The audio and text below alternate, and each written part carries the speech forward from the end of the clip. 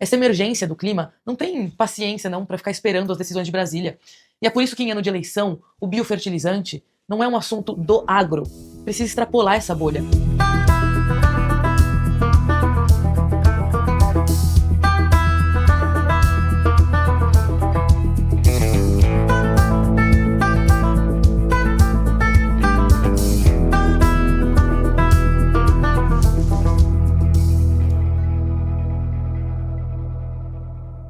Olá, bem-vindos e bem-vindas a mais um episódio do Arroz, Feijão e Clima. Eu sou a Mariana Grilli, jornalista idealizadora do canal, que se propõe então a falar com você, a conversar sobre a relação entre agronegócio, segurança alimentar e mudanças climáticas.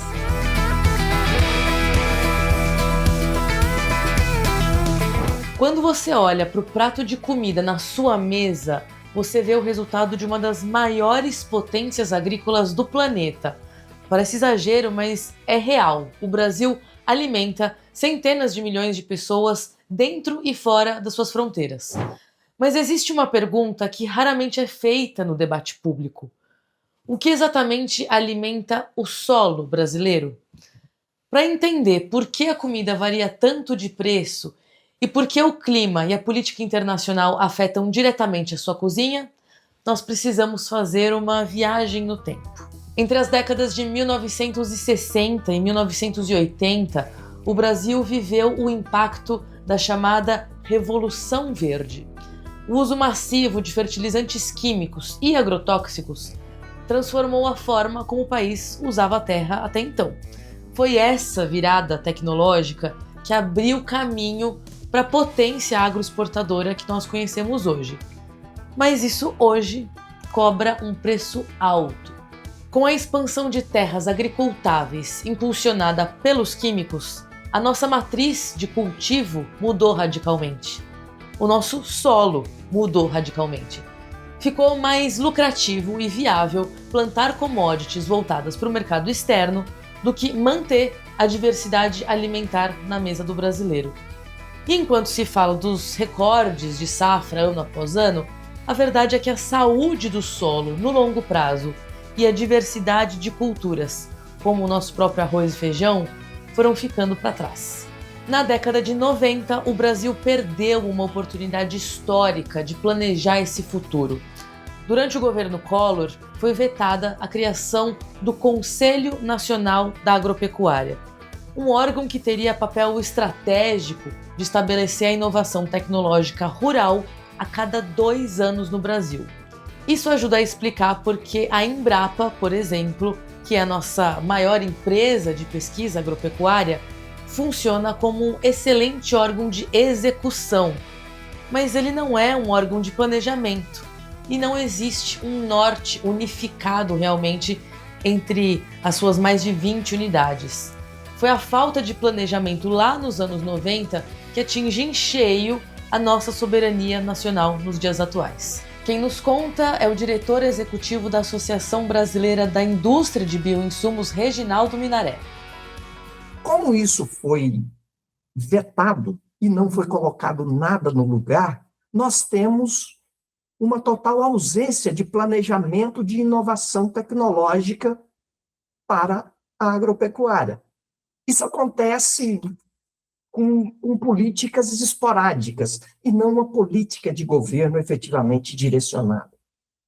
Então, esse ponto que vem aí há mais de 30 anos, né, eu acredito que é o principal responsável, mas por essa sua percepção de que os 3 poderes estão um pouco à deriva a respeito do que rumo deveria tomar o nosso agronegócio e também a direção, né, da inovação tecnológica. No caso dos bioinsumos, eu acredito que o foco deveria ser muito mais o banco de germoplasma da Embrapa do que um projeto de lei no Congresso.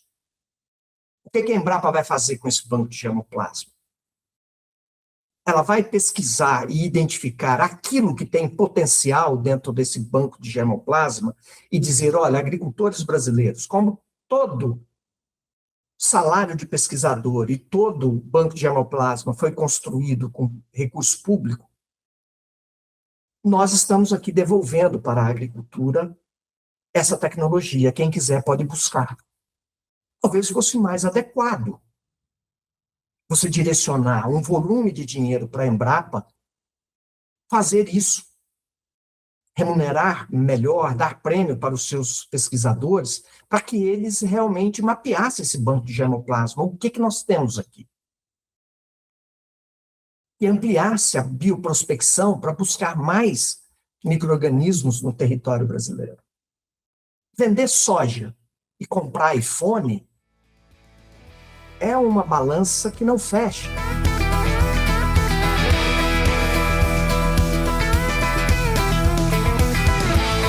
Apesar da falta de um norte político unificado, a ciência brasileira fez milagres dentro dos laboratórios.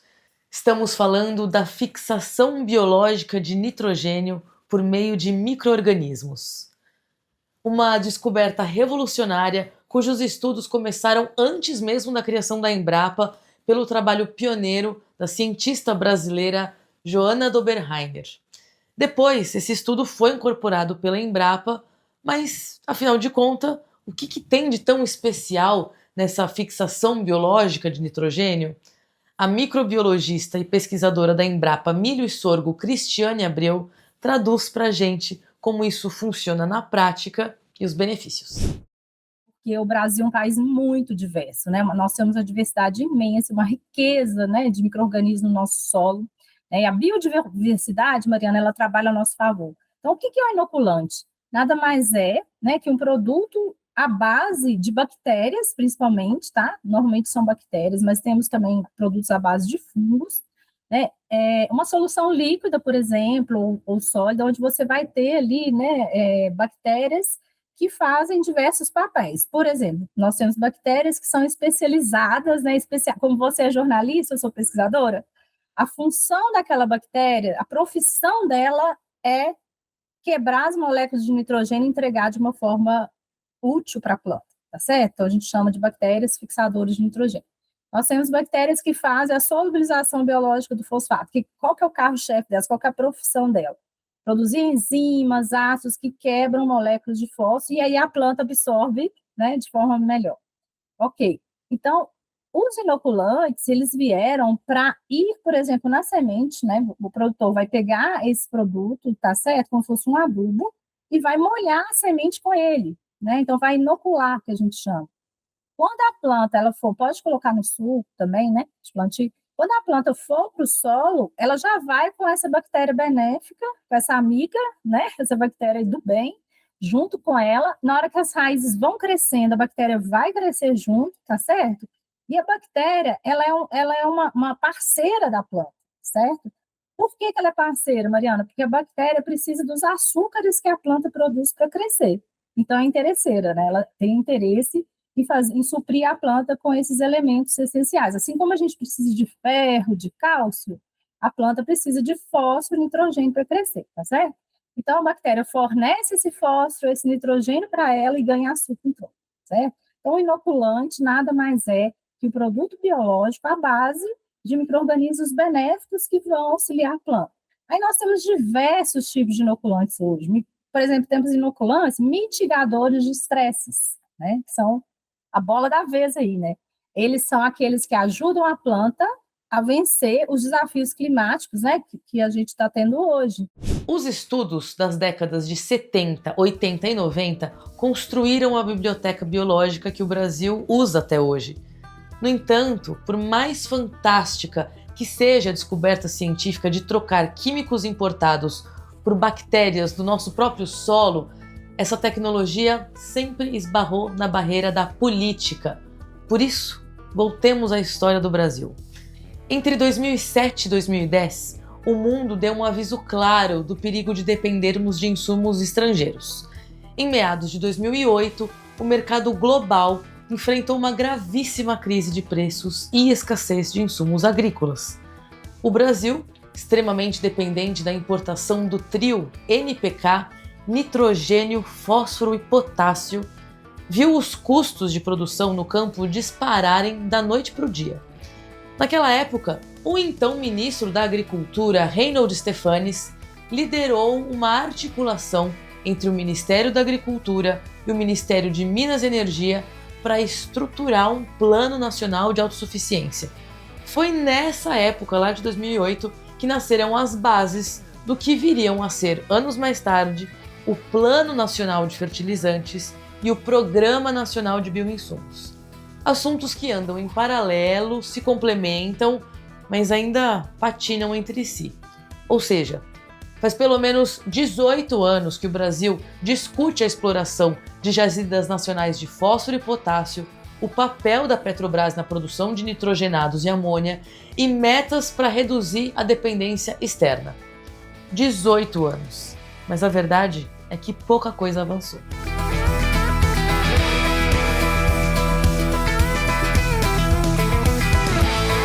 A resposta governamental mais estruturada para aquela crise de anos atrás só veio em 26 de maio de 2020, com o decreto 10.375, que oficializou o Programa Nacional de Bioinsumos. O PNB não nasceu do nada, porque já existia a fixação biológica de nitrogênio, o banco de germoplasma da Embrapa já era reconhecido internacionalmente, inclusive por preservar mais de 10 mil linhagens de bactérias e fungos, e também o direito do produtor rural de multiplicar os micro-organismos dentro da fazenda, dos sítios. Isso já havia sido liberado em 2009. Mas daí, essa virada de autonomia do produtor, exatamente essa possibilidade de ele multiplicar micro-organismos dentro da fazenda, isso acabou incomodando a grande indústria. E quem nos conta isso é Reginaldo Minaré. Os agrotóxicos, eles são passíveis de patentes. Então, quando você tem uma molécula nova, você faz a patente e você tem até 20 anos o monopólio da exploração, produção e venda. Aí a indústria, que é a dona da patente, ela coloca o preço que entender que o agricultor tem condições de pagar. E por 20 anos ela colhe um lucro considerável que remunera aquelas pesquisas que ela fez e financia outras pesquisas e distribui dividendos para os seus acionistas. Isso é o mercado de agrotóxicos que a gente convive com ele aí há 30 anos. Muito bem. No momento que surge uma tecnologia que pode substituir em vários segmentos os agrotóxicos por produtos biológicos que não são patenteáveis, você tem uma mudança radical no mercado de insumos. Então, nós temos hoje o desejo maior dessas grandes indústrias de agrotóxico e também de as grandes, as multinacionais aí de bioinsumos, é que tenha uma lei de proteção de micro-organismo natural. Só que micro-organismo natural, Mari, não é uma invenção. E uma das condições essenciais para uma patente é ter invenção, inventividade. O micro-organismo natural, não. O micro-organismo natural ele está em qualquer solo agrícola solto por aí. E quando ele é encontrado, ele é um achado, ele não é uma invenção. Paralelamente, em 2022, veio o novo Plano Nacional de Fertilizantes, ajustando o tom do debate. Porque se em 2008 a palavra de ordem era autossuficiência, em 2022 o governo admitiu a realidade. O Brasil não consegue zerar as importações de NPK. Por isso, a meta virou autonomia estratégica, com o objetivo de reduzir a nossa dependência externa de 85% para 45% até o ano de 2050. Nesse contexto, também está a urgência de pensar a substituição dos fertilizantes feitos à base de petróleo. E a pesquisadora Cristiane Abreu afirma que a ciência brasileira já tem caminhos práticos para isso. O caso da ureia, por exemplo, ele é muito específico para a soja, né? Essa questão da gente não usar mais o nitrogênio, adubo nitrogenado é específico da soja. Já no trigo, no milho, né, no sorgo, nas gramíneas em geral, né, no caso da cana também, a gente não consegue ter essa fixação biológica tão eficiente como na soja, porque a soja é uma leguminosa, ela forma novos, no feijão também, né, a gente está avançando para isso. Então, o que acontece? Por que a gente não importa muito ureia, né, Mariana? Porque a gente tem outras culturas ainda dependentes dessa ureia, principalmente o milho, né, que ele consome muito adubo nitrogenado. Temos bactérias fixadoras para as gramíneas? Sim, temos, por exemplo, a bactéria que chama Azospirilo, né? Na cana a gente tem vários sucessos aí com o Herbaspirilo, mas essas bactérias, elas fixam 20% só, não 100%, como o Bradyrhizobio lá da soja, né, os risóbios. Então, você tem uma contribuição muito menor em termos de biologia e para o nitrogênio do que nas leguminosas, né? Então, o que falta? A pesquisa avançar para termos bactérias, por exemplo, já existe, né, no exterior produtos à base de bactérias editadas geneticamente, que já conseguem fazer uma substituição maior da ureia do que nós temos hoje, né, que estão também aí avançando na nossa pesquisa no Brasil nesse sentido. Então, a gente precisa avançar em tecnologias novas de biológicos, né, tem linhas de pesquisa voltadas também para que as gramíneas tenham mais afinidade com essas bactérias, né, e você tenha cultivares, né, mais alinhados com a fixação biológica também, isso também vai aumentar a eficiência, né, desse uso, e isso ainda é algo mais lento, né, que vai acontecer no futuro, mas, como eu disse, uma substituição de 100%, no caso das gramíneas, também é mais difícil, tá? Então, esse grande sucesso aí, então, quer dizer, a gente vai continuar importando ureia, certo?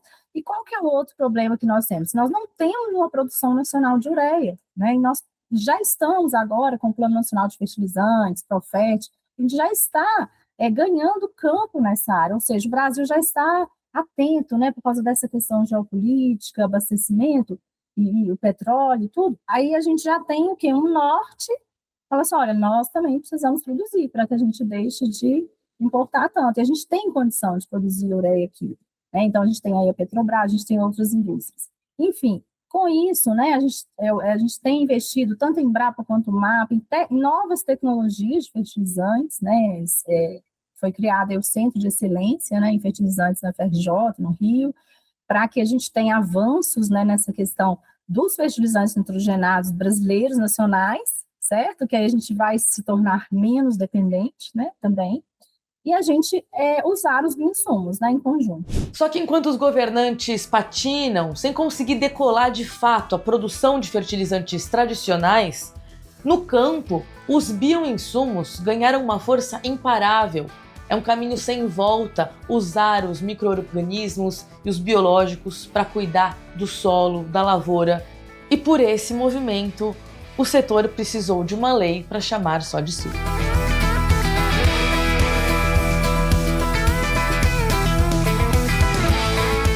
Com a expansão acelerada dos biológicos entre 2021 e 2024, ficou claro que o país não podia continuar enquadrando esses seres vivos na velha lei de agrotóxicos de 1989 ou na lei de fertilizantes de 1980.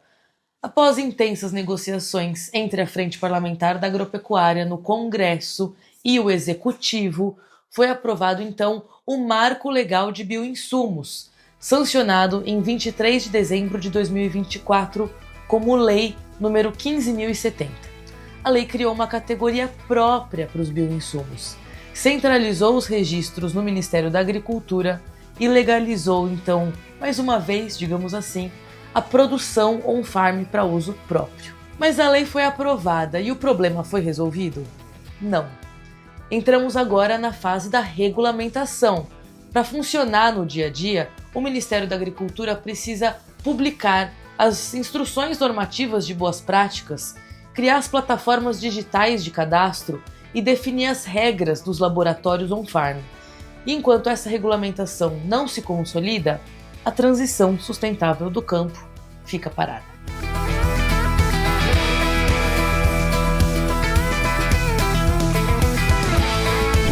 Chegamos então ao ponto central dessa nossa linha do tempo.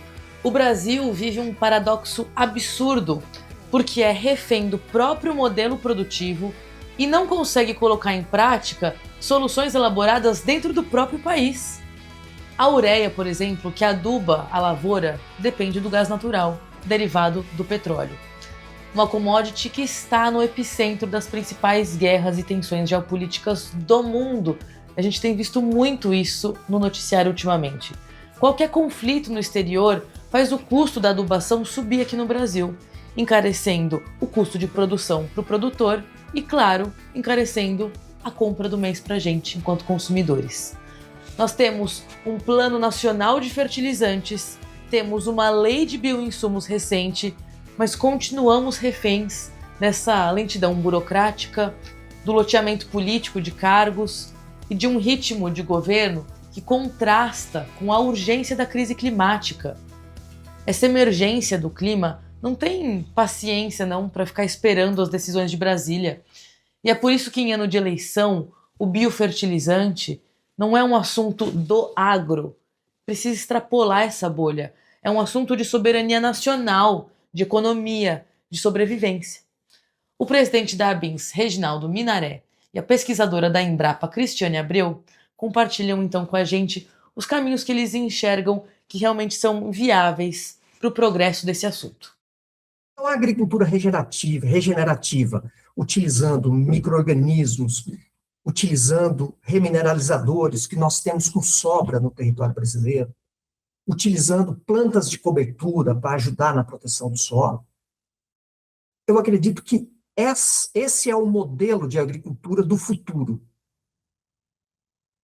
Então, o fomento à agricultura regenerativa e todo o conjunto de tecnologia que a ela se aplica, eu acredito que seria a melhor política agrícola para o Brasil. Esse é um ponto. Um outro ponto é a gente acordar para explorar o mercado de boutique da agricultura que nós não exploramos nem dentro do Brasil. É um potencial gigantesco para exportação e para o mercado brasileiro. Eu digo mercado de boutique, é aquele produto artesanal, é aquele produto tradicional produzido especialmente por pequenos e médios agricultores. Uma boa geleia, um bom queijo, um bom embutido, um bom chá, uma boa kombucha. Tudo isso são produtos que o Brasil pode produzir em grande escala, desde que capacite os seus pequenos e médios agricultores para essa produção e para a construção de formas de venda desses produtos.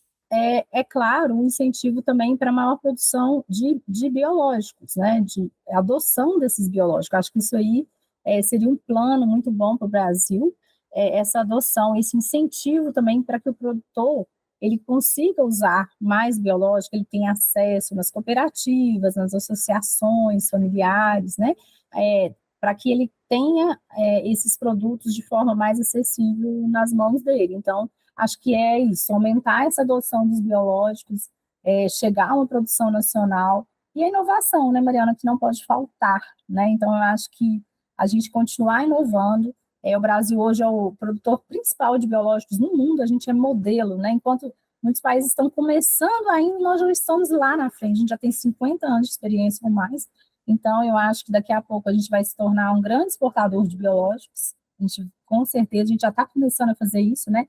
Hoje a gente já tem o Biomofos, por exemplo, já sendo comercializado na Alemanha, na Polônia, tá? Ele já foi registrado, que é o biológico para fósforo, né? Ele já foi registrado nos Estados Unidos, no Canadá, e com bastante sucesso também em termos de produtividade, de ganhos, né? E o Brasil, ele vai ser um grande protagonista, assim, aí dos biológicos. Garantir que o produtor rural, do pequeno ao grande, tenha acesso à tecnologia de ponta e autonomia para adubar o solo sem depender do petróleo estrangeiro é a única forma de garantir comida barata e sustentável no futuro aqui dentro do país. Nas próximas eleições, quando os candidatos ao governo, ao Congresso, enfim, à presidência, vierem com discursos prontos sobre economia, faça a pergunta que importa. Qual é o seu plano de Estado para a soberania do solo brasileiro e para a segurança alimentar do país? A transição para o equilíbrio entre produção, conservação e regeneração começa na escolha de quem vai governar essa estrutura. É por isso que a gente te convida a acompanhar esse e outros episódios do Arroz, Feijão e Clima.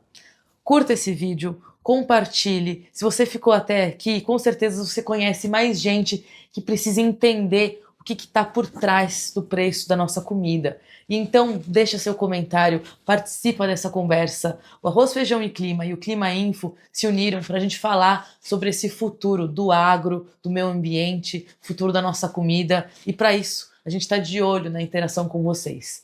E a gente também espera vocês no próximo episódio. Até lá!